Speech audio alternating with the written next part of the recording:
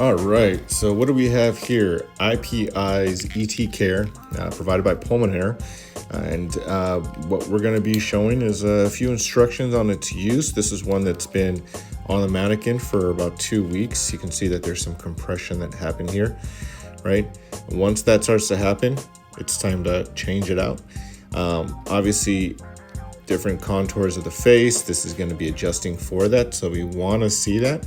But once you have it for some time with the patient, it is time to change it. Here you don't see on the jawline as much. There's less compression happening there. One of the things to always keep in mind is you have a setup here. People have addressed, okay, well, it's on the mandible. We never want to use ET tube holders on the mandible because of jaw thrusts that could be changing where the tube placement is. And that very well could be true if that was the only point of contact, but you actually have it along the maxillary and across here, which gives it multiple points of stability, right? And that's what we need. I mean, to make sure that we can keep this in place, you need to have that there. And so I have my straps there loose, and we want to be able to demonstrate first how to notice if you're being over tightened. If I start to lose the ability to see any of that cushion, right?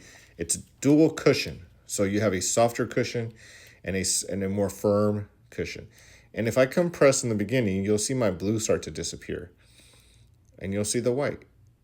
And over time, the blue will hold while the white, the softer material, will start to compress further. And in this case, like I said, it was 2 weeks as a demonstration. We had it on tight. You can still see there's a slight white there. But we want to have indications of how can we tell if we're over tightening, right? What does over tightening cause? It's sores and ulcers on the face. When we're dealing with other ET tube holders that I've used in the past, clinically, especially if it's one bar across the lip, the point of stability, it's like you're walking on a balance beam, right? And so what do you have to do? You have to add additional points of contact, typically used with adhesive, to be able to keep it in place, right? And to hold it. But the drawbacks with adhesives, where we've had some issues, is skin breakdown, right? The adhesives themselves. And the fact that there's less stability placed on it can also put pressure when the ET tube holder is actually against the upper lip, because that is going to be pushing and compressing. And I think everyone, when they've lifted up their patient's lips and they've looked, have a number of patients from their own personal experience that they've seen ulcers and breakdown and sores happen there, right? And it can be devastating. I mean, think about it. If that was your family member and you see that, the first excuse is going to be, well, did we not change the position of the tube often enough? And absolutely, that is our responsibility, right? Are we providing adequate oral care, right? Are we treating the mouth? Are we taking care of it, cleaning it, making sure that, massaging when we need to? Once you remove this,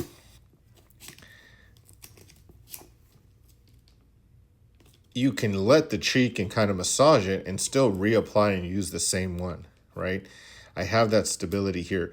Whereas if I was to do that with other ones that have adhesive, it's going in the trash, right? It's over. It's done. You need to get a new one. So, in that respect, this is one of those things that, can actually save a facility some money while providing them some additional reassurance that you're going to create that stability and that decrease opportunity for tube migration, right? Which is the whole point of it. The other thing that gets brought up is, this is a one size fits all, and I'm nervous that if it's put on my patient, that the plastic is so rigid that it's just gonna dig into them somehow. But as strong as this is, it actually is quite flexible, right? And depending on where the tube is placed, you'll get additional flex points of this. So this is gonna be something that you can be very confident that when it's on your patient, it's actually going to form to their face, right?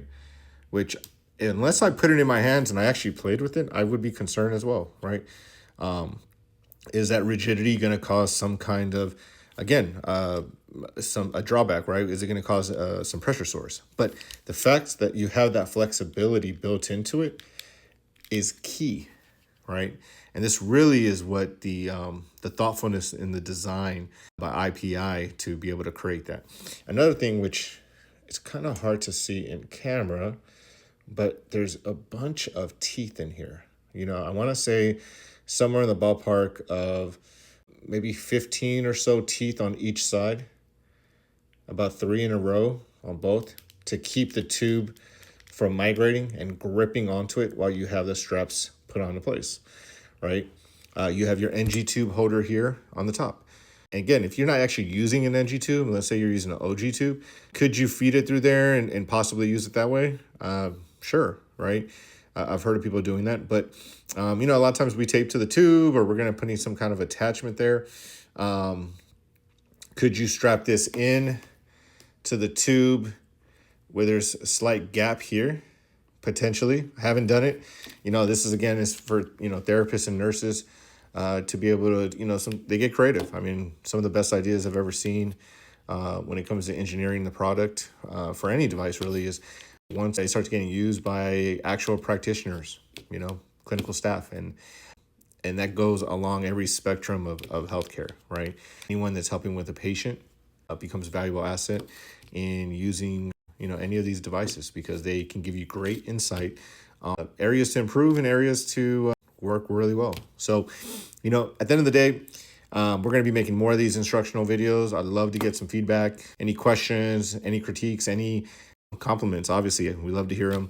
And I'd love to be able to, discuss further. So if you guys have any questions, again, this is the single neck strap design. I'll be showing some additional videos with the full head strap to add even more stability. Again, we use a full head strap in situations where you're putting patients in prone position, where you just need to add more stability to it. And so, this is going to have some room. You want to have at least 2 fingers that can fit in here, but still it's strong and snug enough where it can handle over 8 pounds of force, right? Which is well above and beyond anything else out there on the market that's been independently tested and seen to be able to withstand some of the greatest challenges we face with our patients. So thanks for listening. Thanks for checking this out. And if you have any questions, again, please comment below. All right.